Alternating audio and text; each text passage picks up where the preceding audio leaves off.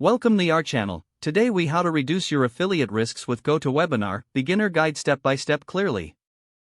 Begin by understanding the importance of reducing risks in affiliate marketing. Identify potential risks associated with affiliate partnerships. Research GoToWebinar as a tool to promote your affiliate products. Create a GoToWebinar account if you don't already have one. Familiarize yourself with the platform's dashboard and features. Design an engaging webinar around the products you're promoting. Outline the content you want to cover, ensuring it is informative and valuable to your audience. Schedule the webinar, picking a date and time that works for your target audience. Promote the webinar through your existing channels. Utilize social media platforms, email newsletters, and your website to reach potential attendees. Engage with your audience before the webinar to build excitement.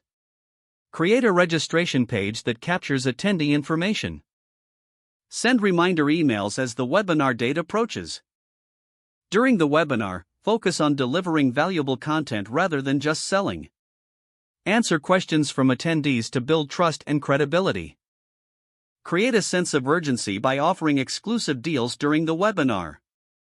At the end of the presentation, include a clear call to action related to your affiliate link.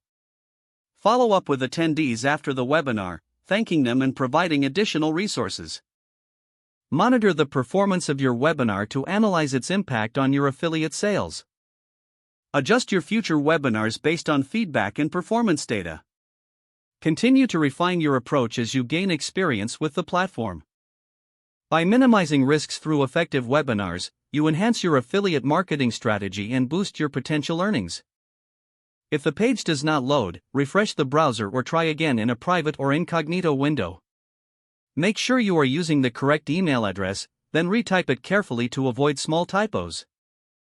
If your password is not accepted, use the reset option and create a new strong password you can remember. Check your spam folder for verification or security emails, then complete any requested confirmation steps.